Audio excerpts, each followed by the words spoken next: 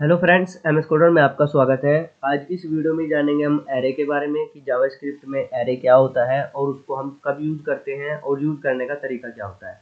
तो चलिए पहले हम एक फाइल बना लेते हैं यहाँ पर एरे नाम से। और यहाँ पर देखिए एक हमने फाइल बना ली है arrays.js करके। तो यहाँ पर पहले हम ये समझते हैं कि एरे की हमें ज़रूरत क्या होती है, क्यों होती है। देखिए जैसे हमने यहाँ पर कोई एक वेरिएबल लिया, वेरिएबल का नाम हम कुछ भी ले सकते हैं, जैसे हमने लिया 1 a और इसके अंदर हमने कोई वैल्यू असाइन कर दी और हमें एक और वेरिएबल की ज़रूरत है, यानी कि एक और डेटा को स्टोर करके रखने की ज़रूरत है। तो हमें एक और वेरिएबल यहाँ पर डिक्लेयर करना पड़ेगा। जैसे हमने b को डिक्लेयर किया, उसके अंदर हमने वैल्यू असाइन कर दी।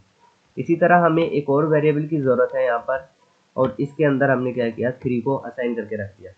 तो इस तरह से हमें 3 अलग अलग वेरिएबल यहाँ पर डिक्लेयर करने पड़ रहे हैं। अगर हमारे पास बहुत सारे वेरिएबल की ज़रूरत होती है तो हमें क्या करना होता है, बहुत सारे वेरिएबल्स को डिक्लेयर करना होता है। लेकिन जावास्क्रिप्ट के अंदर एक कॉन्सेप्ट होता है कि हम एक सिंगल वेरिएबल को डिक्लेयर करके उसमें हम मल्टीपल एलिमेंट्स को, यानी कि डेटा को स्टोर करके रख सकते हैं। तो हम उसको एरे बोलते हैं। यानी कि जब हमें मल्टीपल एलिमेंट्स को स्टोर करने की ज़रूरत हो तो उस केस में हम अलग अलग वेरिएबल डिक्लेयर ना करके एरे को यूज़ कर लेते हैं। एरे का काम क्या होता है, अगर हम एरे की डेफिनेशन देखें तो एरे क्या होता है, एरे कलेक्शन ऑफ एलिमेंट्स होता है। यानी कि सिमिलर टाइप के हम एलिमेंट्स के लिए हम एक एरे को डिक्लेयर कर लेते हैं। तो यहाँ पर देखिए हमने क्या किया, अलग अलग 3 वेरिएबल डिक्लेयर किए हैं। अगर हम यहाँ इसी केस में क्या करें, एक एरे को डिक्लेयर करें, यानी कि एक एरे बनाएं और इस तरह से हम एरे को बना लेते हैं। अब आप यहाँ पर देख सकते हो कि यही काम हमने क्या किया, 3 वेरिएबल को डिक्लेयर करके किया और यही काम हमने एक सिंगल एरे को यूज करके उसके अंदर हमने 3 एलिमेंट्स को स्टोर करा दिए। तो एरे को डिक्लेयर करने का तरीका क्या होता है, पहले हम वेर कीवर्ड लेते हैं, यानी कि जो भी डेटा टाइप्स आपको यूज करना होता है वो ले लेते हो। फिर आपको जो भी अपने एरे का नाम रखना होता है वो ले लेते हो, और यहाँ पर जो स्क्वायर ब्रैकेट होता है उसके अंदर आपको अपने एलिमेंट्स को स्टोर करके रखना होता है। अगर आपको इसकी वैल्यूज को प्रिंट करानी है तो आप इसकी वैल्यूज को यहाँ पर प्रिंट भी करा सकते हो, console.log, और इसके अंदर आप इस तरह से एरे को यूज कर लीजिएगा। और यहाँ पर इसको रन कर लेते हैं। तो रन करने का तरीका क्या होता है, पहले हम अपनी फाइल का नाम लेते हैं और फिर JS और एंटर की प्रेस कर देते हैं। तो यहाँ पर इसको देख लेते हैं क्या एरर बोल रहा है।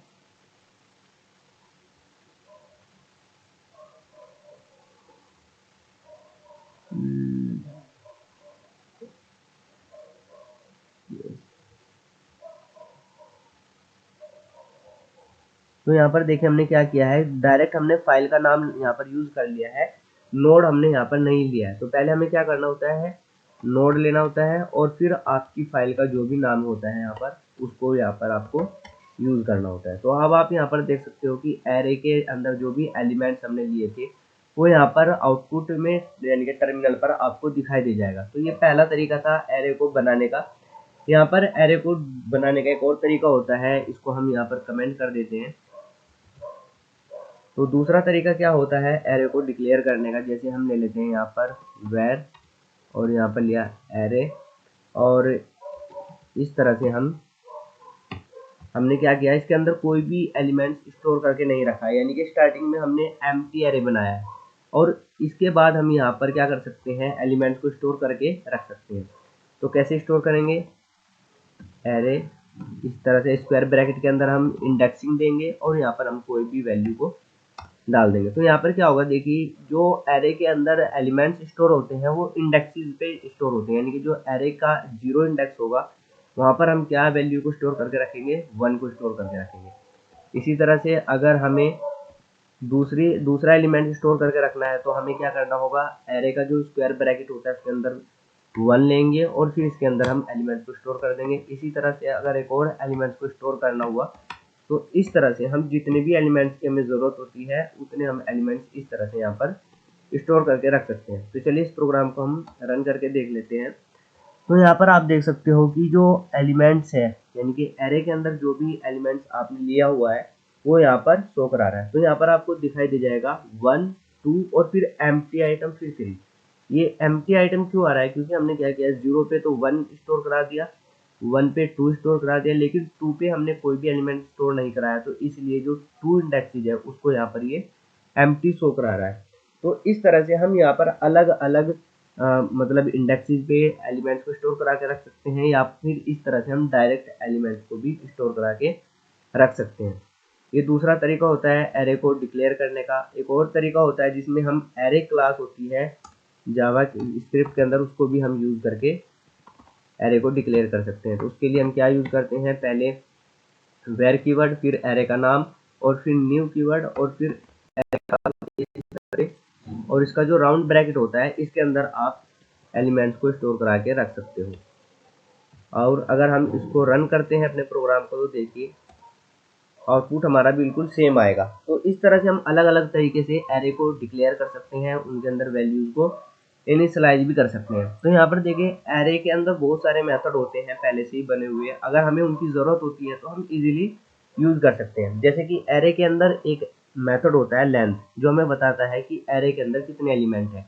अगर हमें ये चेक करना है कि एरे के अंदर कितने एलिमेंट है, तो अपने एरे का नाम लेना है, फिर डॉट लगाना है। तो यहाँ पर देखिए सारे मेथड आपको यहाँ पर दिखाई दे जाएंगे। तो हम इनमें से कुछ मेथड को प्रैक्टिकली करके देख लेते हैं। तो यहाँ पर लेंथ मेथड है, वो क्या करता है, एरे के अंदर जो एलिमेंट होता है उनको काउंट करके आपको बताता है कि एरे के अंदर कितने एलिमेंट्स है।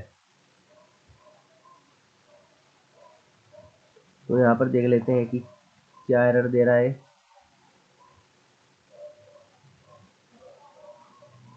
तो यहाँ पर हमें क्या करना है, जो एरे के अंदर लेंथ है इसके साथ राउंड ब्रैकेट हमें यहाँ पर यूज नहीं करना है, और इसको हम दोबारा से रन करके देखते हैं। तो यहाँ पर देखिए आपको बता रहा है कि एरे के अंदर आपने कितने एलिमेंट्स लिए हैं, 4 लिए। तो यहाँ पर ये 4 बता रहा है। अगर आपको क्या करना है कि एरे के अंदर जो एलिमेंट है वो पार्टिकुलर इंडेक्स पर जो एलिमेंट मौजूद है उसको प्रिंट कराना है, तो उसके लिए आप क्या यूज करते हैं, एक इसका मेथड होता है 8 करके, और उसके राउंड ब्रैकेट के अंदर आप क्या बताते हैं कि इंडेक्स नंबर पे जो भी एलिमेंट है वो मुझे चाहिए। जैसे कि हमें इंडेक्स 2 पे जो एलिमेंट है वो चाहिए, तो यहाँ पर देखिए 0 पे 1 है, और 1 पे 2 है, और 2 पे 3 है। तो आउटपुट स्क्रीन पर यानी कि जो टर्मिनल है वहाँ पर क्या आना चाहिए, 3 आना चाहिए। तो इसको हम रन करके देखते हैं। तो आप देख सकते हो आप आउटपुट में क्या मिल रहा है, हमको 3 मिल रहा है। दूसरा तरीका होता है एलिमेंट को फेच करने का, कि आप स्क्वायर ब्रैकेट लगाइएगा और इस तरह से आप यहाँ पर जो भी इंडेक्स देना है उसको दे दीजिएगा, और इसको हम रन करके देख सकते हैं। तो यहाँ पर देखिए कि इस तरीके से भी आउटपुट बिल्कुल सेम आ रहा है। एक यहाँ पर मेथड होता है एरे के अंदर ज्वाइन करके। इस मेथड का काम क्या होता है, डेलीगेट्स को ऐड करना। मतलब आपके एलिमेंट एरे के अंदर जो भी एलिमेंट है, अगर उनके साथ आपको कुछ सिंबल को या कुछ स्ट्रिंग को ऐड करना है, तो आपको क्या करना होगा, ज्वाइन मेथड को यूज करना होगा। जैसे हम यहाँ पर ये ले लेते हैं। तो यहाँ पर देखिए क्या करेगा, ये पहला एलिमेंट को उठाएगा, उसके साथ 2 को अपेंड करेगा, फिर दूसरा एलिमेंट उठाएगा, उसके साथ इसको ऐड करेगा, फिर तीसरा एलिमेंट उठाएगा, उसके साथ इसको ऐड करेगा। तो इस तरह से क्या करता है, एलिमेंट्स के बीच में चीज़ों को ऐड करता जाता है। तो यहाँ पर आप इसकी डेफिनेशन भी पढ़ सकते हो, adds all the element of an array into a string separated by the specified separator string. तो इसको हम रन करके देख लेते हैं कि आउटपुट में हमको क्या मिलता है। तो आप देख सकते हो कि जितने भी एलिमेंट्स हैं उनके बीच में क्या ऐड कर रहा है, यहाँ पर स्टार ऐड कर रहा है। तो यहाँ पर एक मेथड और देख लेते हैं हम। एरे के अंदर एक मेथड होता है पॉप। इसका काम क्या होता है, जो लास्ट का एलिमेंट होता है एरे के अंदर, जो लास्ट का एलिमेंट होता है उसको ये रिमूव कर देता है। अगर हम यहाँ पर क्या करें, एरे के साथ हम पॉप मेथड को यूज करें और यहाँ पर एरे को प्रिंट कराएं, तो यहाँ पर देखिए लास्ट में जो 4 एलिमेंट है वो आपको आउटपुट में नहीं दिखाई देगा। तो इसको हम कॉपी करते हैं और यहाँ पर इसको ले लेते हैं और एक मैसेज प्रिंट करा देते हैं बिफोर।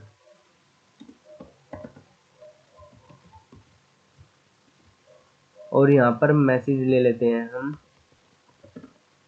आफ्टर।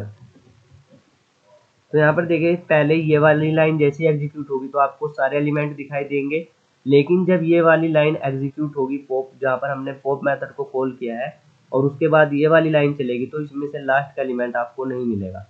तो इसको हम रन करके देखते हैं। तो आप यहाँ पर देख सकते हो कि जो पहले वाली जो कंसोल है उसके अंदर पूरे एलिमेंट्स मिल रहे हैं, लेकिन जो लास्ट का यहाँ पर है पॉप के बाद जो हमने कंसोल यूज़ किया हुआ है उसमें आपको लास्ट का एलिमेंट नहीं मिल रहा है। तो इस तरह से अगर हमें लास्ट का एलिमेंट हटाना है अपने एरे के अंदर से, तो उस केस में हम क्या यूज़ करते हैं, पॉप मेथड को कॉल कराते हैं।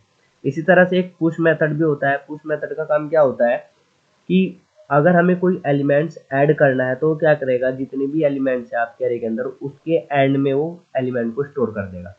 तो चलिए उसको हम यूज़ कर लेते हैं, इनको यहाँ से कमेंट कर देते हैं। तो यहाँ पर एरे का मेथड होता है पुश, और इसके अंदर हम कोई भी एलिमेंट ले लेते हैं, जैसे हमने लिया यहाँ पर 5, और इसको हम क्या करते हैं, यहाँ पर प्रिंट करा कर देख लेते हैं आउटपुट में हमको यहाँ पर क्या मिलेगा।